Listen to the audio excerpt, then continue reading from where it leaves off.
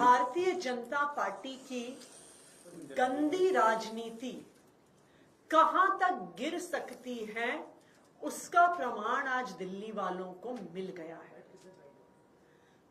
आम आदमी पार्टी के मुखिया, दिल्ली के बेटे अरविंद केजरीवाल जी की विकासपुरी की पदयात्रा में भारतीय जनता पार्टी के गुंडों ने अरविंद केजरीवाल जी पर हमला किया।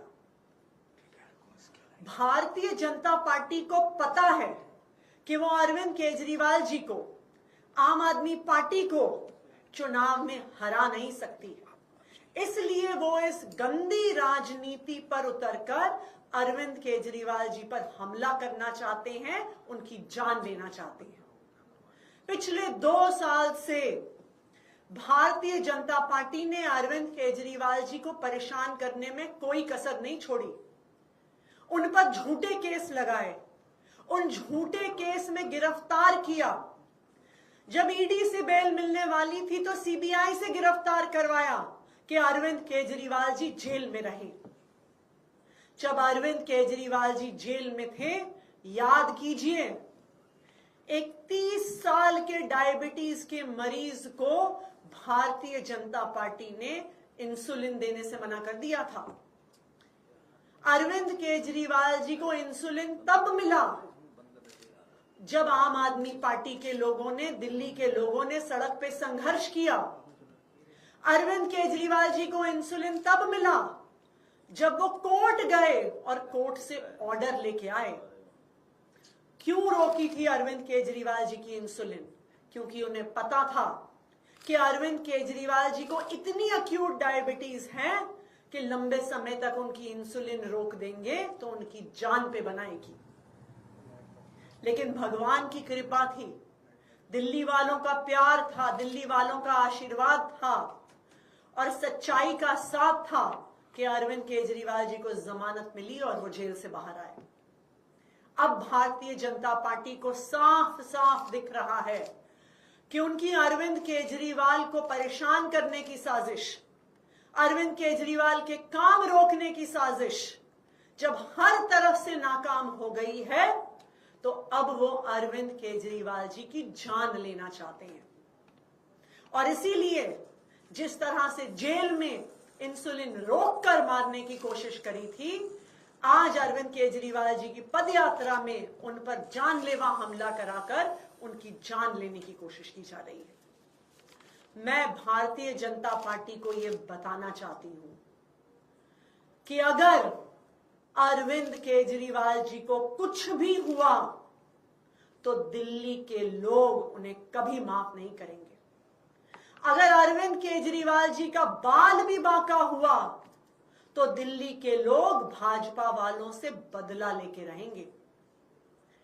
अरविंद केजरीवाल जी दिल्ली के लोगों के लिए सिर्फ एक नेता नहीं है, अरविंद केजरीवाल उनके बेटे हैं, अरविंद केजरीवाल उनके भाई हैं, अरविंद केजरीवाल उनके बच्चों के गार्डियन हैं, जो उनके बच्चों को अच्छी शिक्षा देते हैं, उनके बुजुर्गों को अच्छा इलाज देते हैं।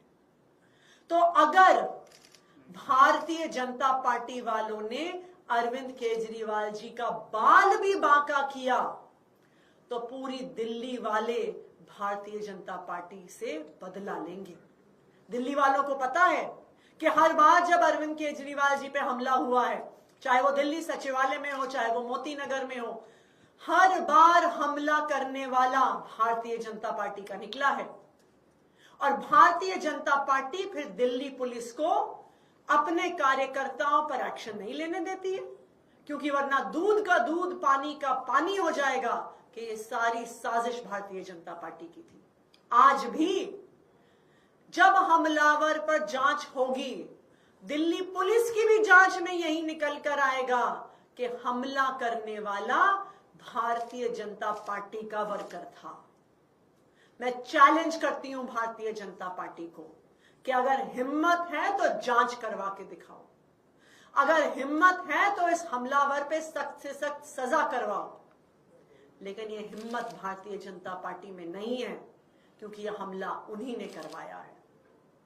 भारतीय जनता पार्टी वालों, चाहे अरविंद केजरीवाल जी को जेल में डाल दो, चाहे अरविंद केजरीवाल जी को परेशान करो, चाहे अपनी गंदी राजनीति से उनको हमला कराने की कोशिश करो, तुम अरविंद केजरीवाल को चुनाव में नहीं हरा पाओगे।